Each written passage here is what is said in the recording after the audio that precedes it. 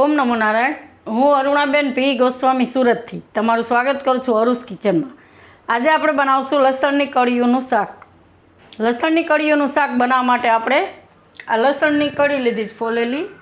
આ 1 વાટકા જેટલું છે એટલે 1 કપ જેટલી છે. આ આપણે 2 આપણે ટમેટાં છીણી લીધા છે આ રીતે. થોડાક આપણે લીલા ધાણા લીધા છે.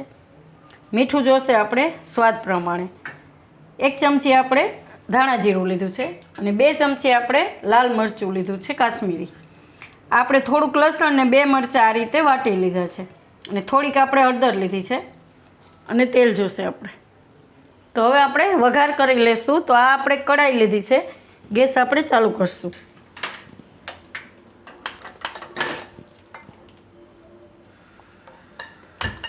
આમાં આપણે તેલ નાખશું.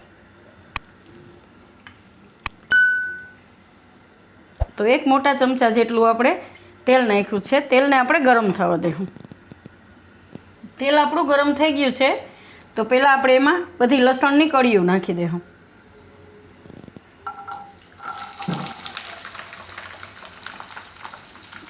આને આપણે તેલમાં શેકાવા દેવું.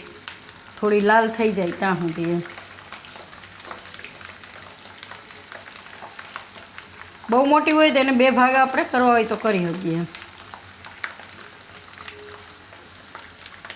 આને આપણે શેકાવા દેવું થોડીક લાલ થાય ત્યાં સુધી.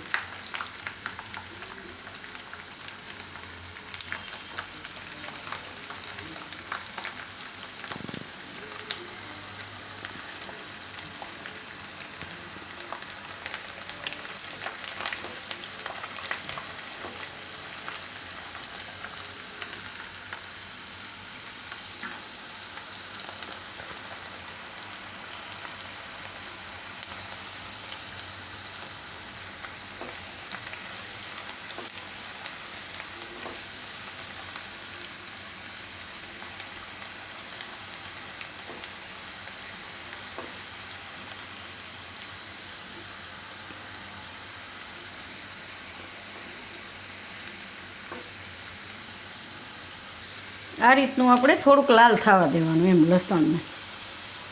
તો હવે આપણે ગેસ ધીમો કરી નાખશું અને આપણે જે વાટેલું લસણ લીધું હતું એ આપણે એમાં નાખી દેવું. મરચાં ને લસણ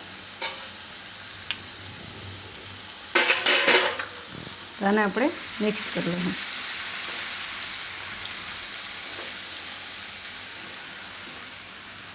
હવે આપણે આમાં હળદર નાખી દેવું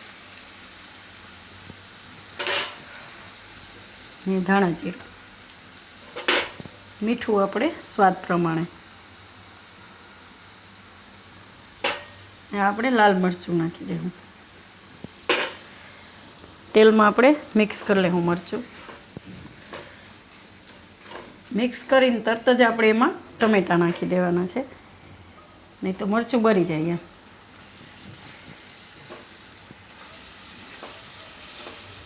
આ રીતે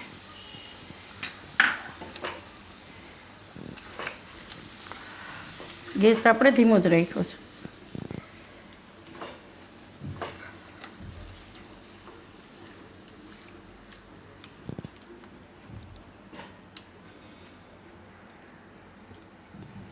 થોડીક વાર આપણે ટમેટાને પાકવા દેવું. વચ્ચે વચ્ચે હલાવતા રહેવું.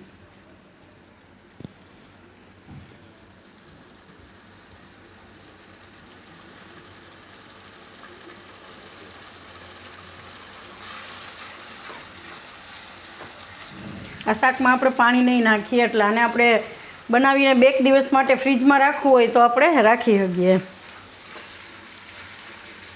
તો ટમેટાને પાકવા દેવું.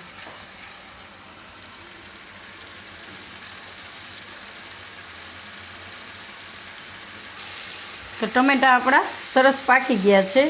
1-2 મિનિટ આને પકાવીએ એટલે સરસ ખમણેલા છે એટલે સરસ થઈ જાય એમ.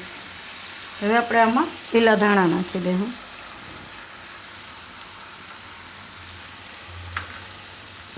મિક્સ કરી લેવું.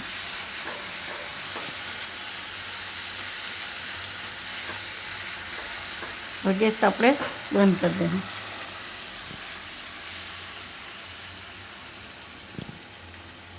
આને આપણે નીચે ઉતારી લેવું.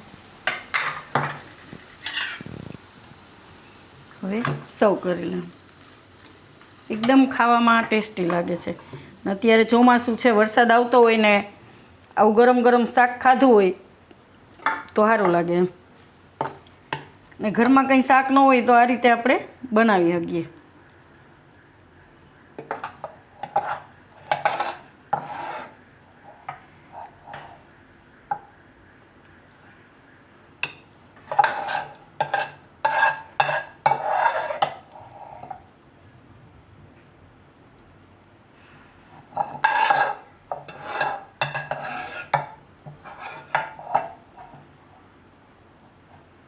તૈયાર છે આપણું લસણની કળીઓનું શાક.